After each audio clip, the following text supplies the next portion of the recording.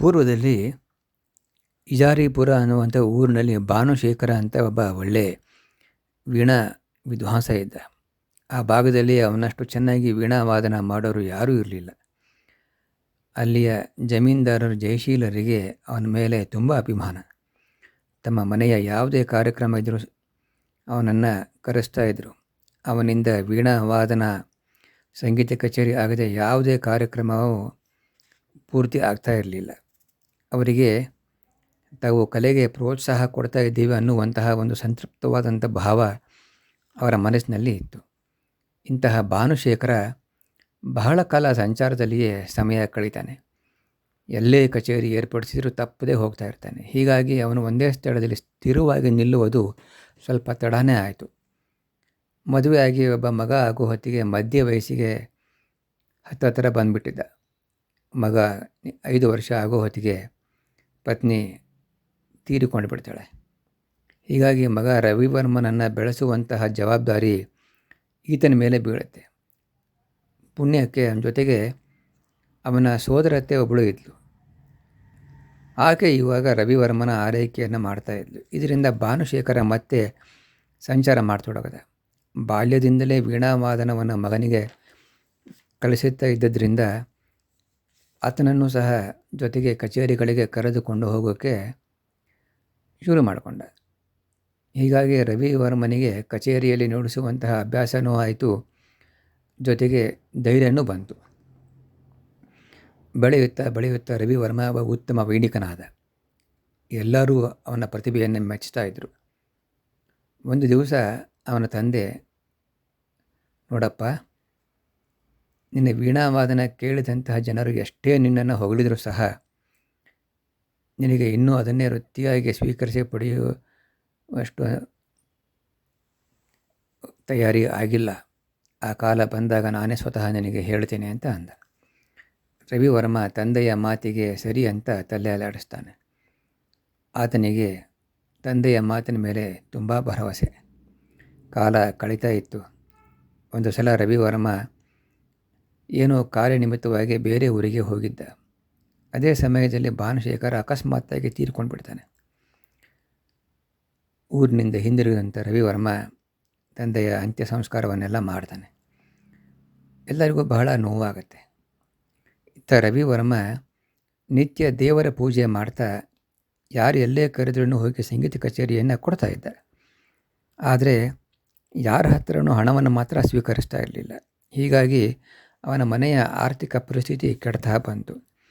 ಕಡೆಗೆ ಕೆಲವೊಮ್ಮೆ ಉಪವಾಸನೂ ಇರಬೇಕಾಗ್ತಾ ಇತ್ತು. ಆದರೆ ರವಿವರ್ಮ ಅದನ್ನೆಲ್ಲ ಸಂತೋಷವಾಗಿಯೇ ಸ್ವೀಕರಿಸ್ತಾನೆ. ಒಂದು ದಿವಸ ಜಮೀನ್ದಾರರು ರವಿವರ್ಮನನ್ನು ಸಂಗೀತ ಕಚೇರಿಗೆ ಯಾಕೆ ಪ್ರತಿಯಾಗಿ ಹಣವನ್ನು ಸ್ವೀಕರಿಸೋದಿಲ್ಲ ಅಂತ ಕೇಳಿದರು. ಅದಕ್ಕೆ ರವಿವರ್ಮ, ನನ್ನ ತಂದೆ ಅದಕ್ಕೆ ಇನ್ನೂ ಅನುಮತಿಯನ್ನು ಕೊಟ್ಟಿಲ್ಲ. ಅವರ ಅನುಮತಿ ಇಲ್ಲದೇ ನಾನು ಹೇಗೆ ವೈಣಿಕ ವೃತ್ತಿಯನ್ನು ಅವಲಂಬಿಸಲಿ? ಸಮಯ ಬಂದರೆ ನಾನು ಎಲ್ಲರೂ ದುಡಿದು ಹಣ ಗಳಿಸ್ತೇನೆ ಹೊರತು ಗೌರವಧನವನ್ನು ಪಡೆಯೋದಿಲ್ಲ ಅಂತ ಕಟ್ಟುನಿಟ್ಟಾಗಿ ಹೇಳಿಬಿಡ್ತಾನೆ. ಜಮೀನ್ದಾರರು ಹೇಗಾದರೂ ಮಾಡಿ ಇವನ ಪರಿಸ್ಥಿತಿಯನ್ನು ಸುಧಾರಿಸಬೇಕು ಅಂತ ಯೋಚನೆ ಮಾಡಿದರು. ಆಗ ಅವರಿಗೆ ತಮ್ಮ ಮಿತ್ರ ಗುಣದತ್ತನ ಜ್ಞಾಪಕ ಆಯಿತು. ಆತ ಒಬ್ಬ ಒಳ್ಳೆಯ ಜಾದೂಗಾರ. ಅವನಿಗೆ ಎಲ್ಲ ವಿಷಯವನ್ನು ತಿಳಿಸಿದಾಗ ಆತ, ನೀವು ಏನು ಚಿಂತೆ ಮಾಡಬೇಡಿ, ಇದನ್ನು ನಾನು ಸರಿ ಮಾಡ್ತೇನೆ. ನಾವು ಆ ಭಾನುಶೇಖರನ ಆತ್ಮವನ್ನು ಪ್ರಾರ್ಥನೆ ಮಾಡಿದರೆ ಅವನ ಅನುಮತಿ ದೊರೆಯುತ್ತದೆ ಅಂತ ಅಂದ.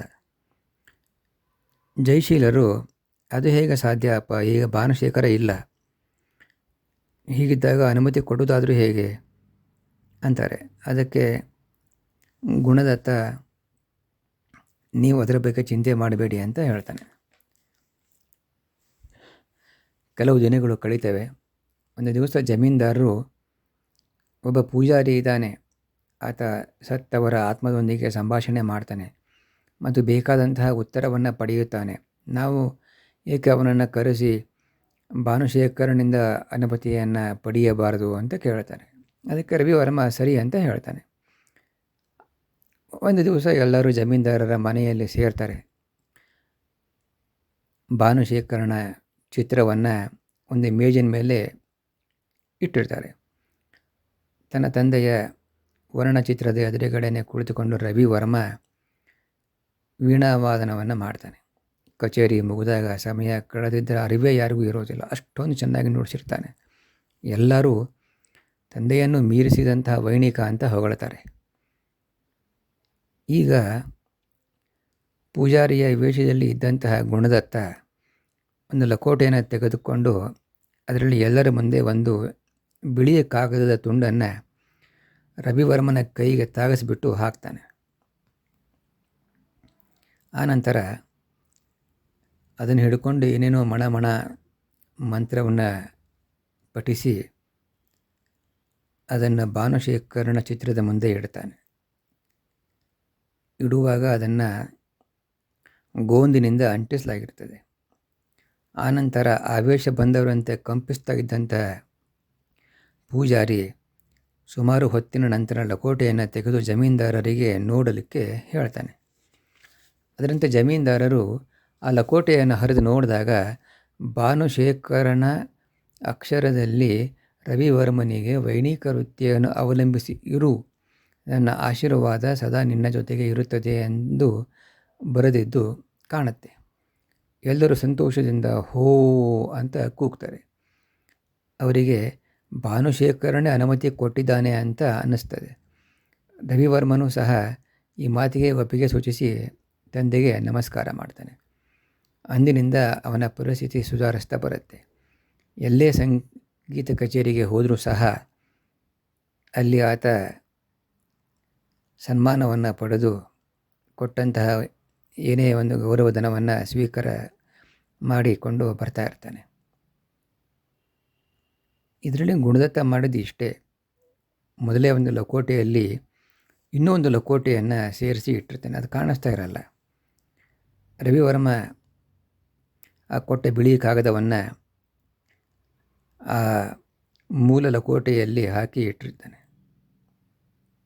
ಆ ಎರಡನೇ ಲಕೋಟೆಯಲ್ಲಿ ಮೊದಲೇ ಭಾನುಶೇಖರನ ಅಕ್ಷರದಲ್ಲಿ ಬರೆದಿದ್ದಂತಹ ಚೀಟಿಯನ್ನು ಇಡಲಾಗಿರ್ತದೆ. ಜಮೀನ್ದಾರರು ಆ ಲಕೋಟೆಯನ್ನು ಅಂಟಿಸುವಾಗ ಎರಡನ್ನೂ ಸೇರಿಸಿಕೊಂಡೇ ಅಂಟಿಸಿರ್ತಾರೆ. ಹಾಗೆಯೇ ಲಕೋಟೆ ಹರಿದಾಗ ಆ ಎರಡನೇ ಲಕೋಟೆಯಲ್ಲಿ ಬರೆದು ಇಟ್ಟಿದ್ದಂತಹ ಕಾಗದದ ತುಂಡನ್ನೇ ತೆಗೆದುಬಿಟ್ಟು ಎಲ್ಲರಿಗೂ ತೋರಿಸ್ತಾರೆ. ಇದು ಸತ್ಯ ಅಂತ ಎಲ್ಲರಿಗೂ ಅನ್ನಿಸ್ತದೆ. ಯಾರಾದರೂ ನೋಡಿ ಗೀಡ್ಯಾರೆಂದು ಅವರು ಕೂಡಲೇ ಲಕೋಟೆಯನ್ನು ತಮ್ಮ ಜೇಬಿನಲ್ಲಿ ಇಟ್ಟುಕೊಂಡು ಬಿಡ್ತಾರೆ. ಆ ರಹಸ್ಯ ಕಡೆ ತನಕ ರಹಸ್ಯವಾಗಿಯೇ ಉಳಿತದೆ. ಅದರೊಂದಿಗೆ ರವಿವರ್ಮನ ವೀಣಾವಾದನ ಕಚೇರಿ ಎಲ್ಲ ಕಡೆ ಸುಗಮವಾಗಿ ನಡೆಯುತ್ತಾ ಇರುತ್ತೆ.